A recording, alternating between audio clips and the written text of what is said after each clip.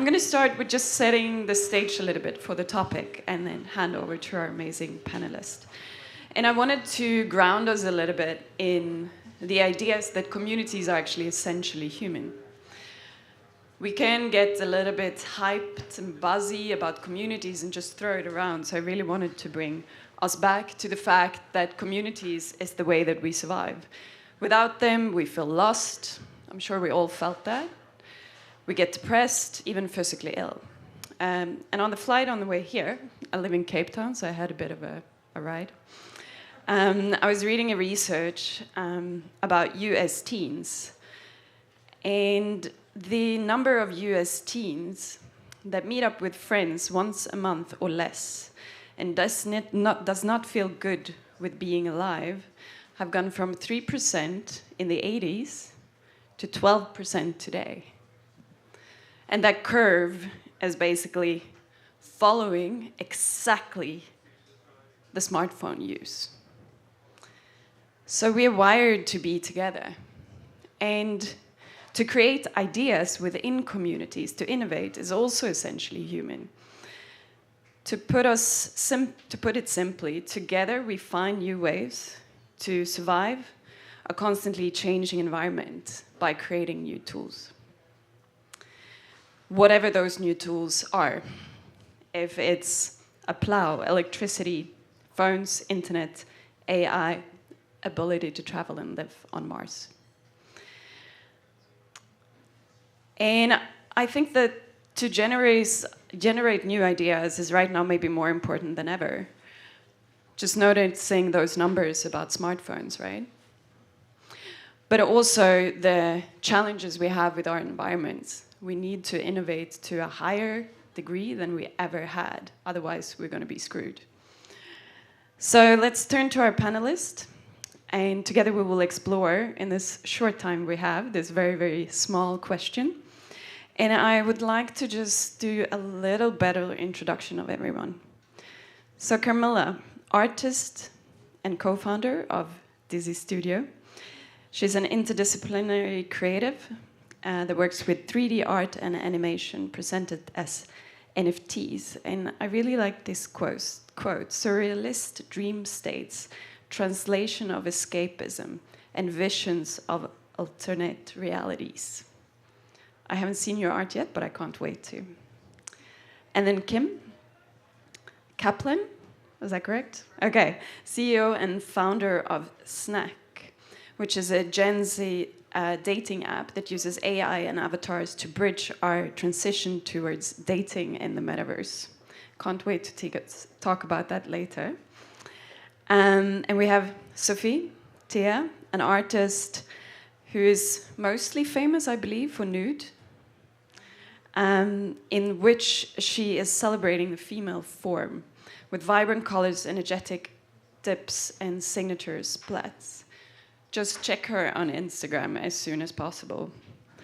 In the beginning of this project, she asked her Instagram followers, in the name of art, will you please send me a nude? The next day marked the start of her nude era, and she woke up with over 1,000 naked images. Also somebody to speak to later. All right, so let's jump into this. I wanted to start with a very small question. What community mean to you? And what actually ties people together? Who would want to start on that simple note? I don't mind. Go for it. Community to me means family. It means feeling welcome. And I think women especially, when they feel that they can connect with others and feel like, I don't know, like they're happy within themselves, then magic can happen. So for me, like, yeah, it's about feeling welcome. I mean, following along with that, community for me is bringing together a group of like-minded people. And I think what we're seeing in the shift from traditional kind of communities towards what we're seeing now is more online communities. And there's a lot of studies that are talking about teens and Gen Z feeling more comfortable in the online communities, in the gaming communities that they've developed, because they have more in common with each other than they would in a typical high school setting.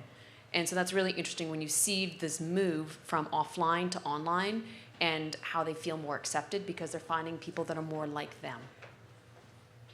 Yeah, community for me means support networks, people who are genuinely interested in your well-being and want to see you thrive, and that's reciprocated both ways. And that, for me, manifests mainly in artist communities. I think the artist journey can sometimes be a lonely one, and it's really important to me that artists have other people to connect with who are going through that same journey. On a lighter note, can I give a shout out to the Vancouver tech community? I want to say how amazing and how supportive and how great so many people here are today, not only in this room, but in Vancouver in general.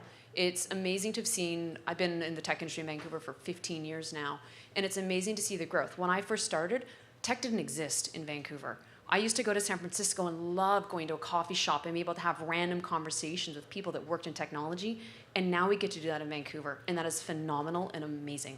Nice. Go Vancouver. All right, so we're moving.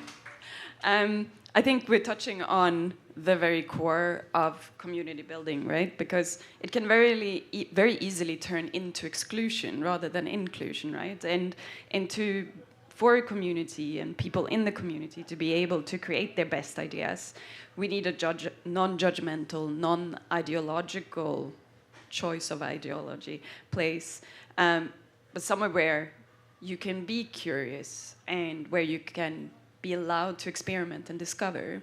So in your experience, how do you create this? Is there a magic recipe?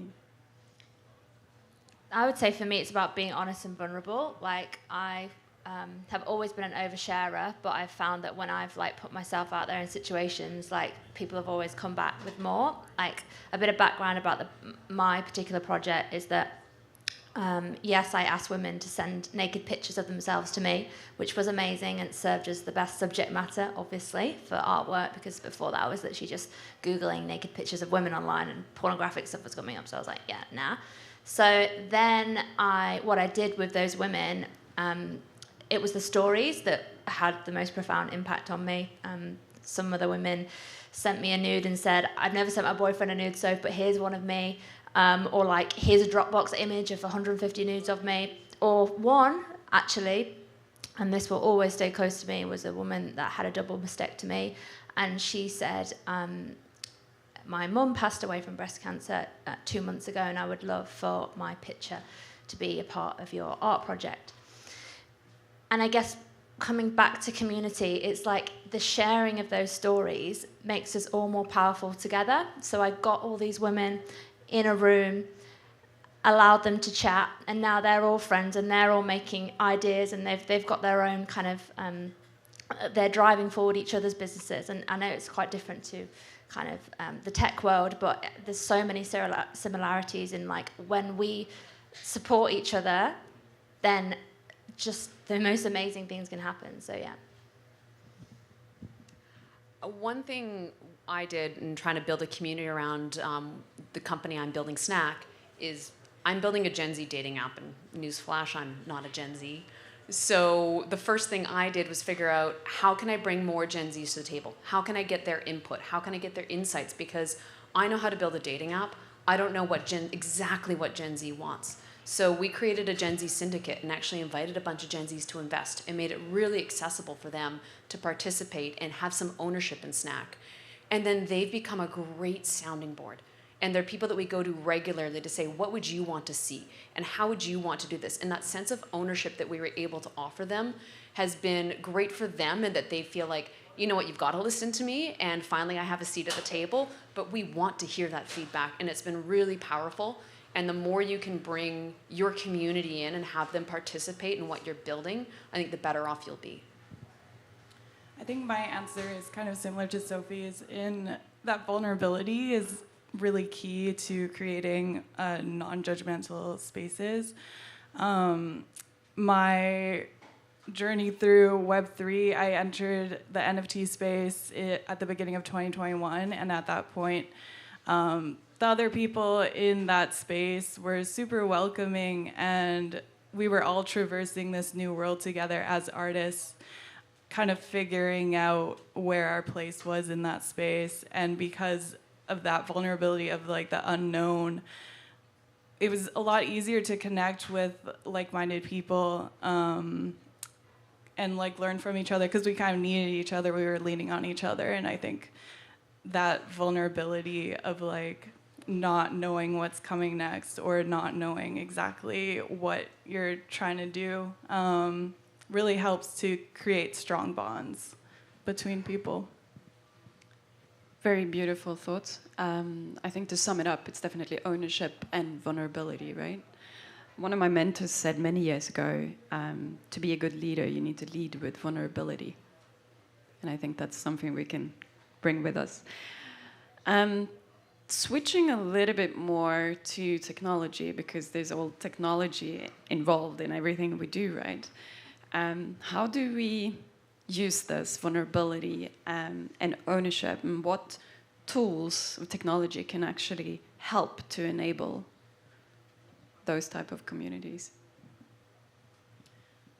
Well, with NFTs, obviously there's technology involved, and I'm a part of a DAO called Sideways DAO, and that's where my main artist community lives. And yeah, I guess the kind of the ethos behind Web3 and decentralization being based on peer-to-peer networks kind of paves the way for community in a way that I think we haven't really seen before. So I guess, yeah, with the blockchain, there's just a new mindset for people in that space to like really want to create together, and it's less of an individualistic state of mind. More recently, I've been diving into AR and VR, kind of using a tilt brush to make artworks. And the way the community has supported me, again, I'm quite open with being quite shit at it right now. Do you know what I mean? And like being able to be like, hi guys, can someone offer me some help on how to do this or how to do this? Likewise, like my community of buyers, I went into NFTs probably like a year and a half ago, and we had our first drop on Nifty Gateway. And again, I was completely vulnerable in this space. I just did not even really understand what they were, but I knew that I had to push that way with my artwork. And writing blogs and sharing my intimate details of my journey, we ended up being one of the most successful drop on Nifty Gateway to bring new clients, particularly women, to the space that had never actually had any NFTs in their wallet before. So I think this whole sense of sharing and not being afraid to overshare and be like, I'm not very good at this, and like, how can anyone help, and how can I help you? I think that's kind of how I'm using tech and social media especially. I was going to go down a limb and say, I don't actually think there is a technology that really solves for community today. If you think about all the different social platforms that you have to be on to try to figure out where the community is communicating, from WhatsApp to Slack to Discord, I mean, you have to transcend so many different technological platforms to try to communicate with your community, engage with them, whether it's Instagram. It doesn't matter these days.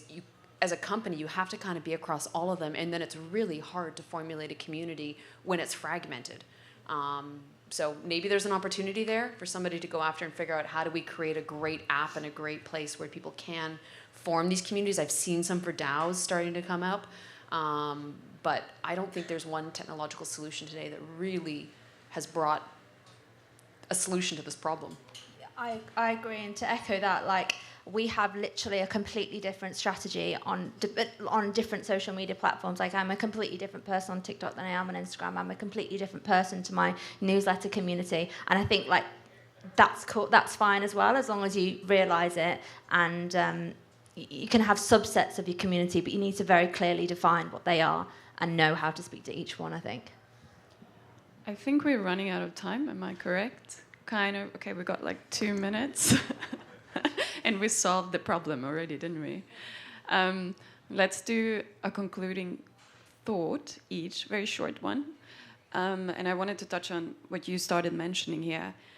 communities can also really easily turn nasty, right? So I wanted to turn more to the problems of communities, and especially on internet and social media, we've seen it all, right? What do we do with that? Is there anything, this is the short answer you have to give, is there any good way to control, maybe not the right word, but regulate or make that not happen in your very, very beautiful communities that all of you are building? I mean, I can give an example from Plenty of Fish days. We had millions of people on the platform, and we actually had people that were moderators, and they would self-regulate for us. They felt we empowered them to have certain abilities in the app so that they could report, respond, reply on our behalf. And that was a huge way in which we not only built a community and that they felt like because they had some power, they could go out and they could be the Plenty of Fish ambassador, but also that they were self-policing our environment. And so if you have a community that's willing to self-police each other, it's really helpful, because as a founder, as someone running a business, it's really hard to be able to play all these roles while also trying to grow your business. So anything you can do to have that collaboration with your community. Oh my God, I completely agree. Literally a week ago, I had a coffee table book drop. It went well, blah, blah, blah. Then we sent an email to the first 1,000 people saying they didn't get a signed copy, and the last 1,000 people that they did get a signed copy, and it was meant to be the other way around. Biggest, honestly, I'm so annoyed, I can't believe it happened. But community, that's where it came in, because actually we sent an email out saying, we're so sorry, and then they were like, because of the work that we'd done on our community, they were all like completely fine with it. And any negative comments that we had on socials, people were like self-regulating them, be like, no, she's explained. So yeah, I completely agree with that.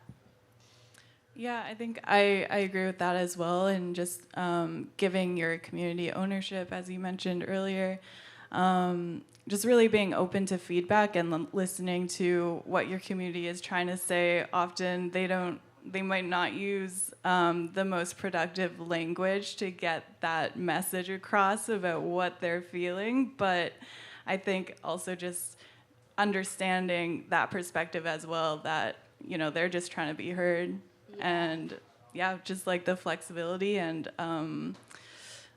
adaptability to grow and change as your community grows, because it's not a true community unless what you're building is reflective of everyone who's a part of it. Thank you so much. We're out of time, but let's keep on the conversation. This was just a thought starter, I think. Thank you.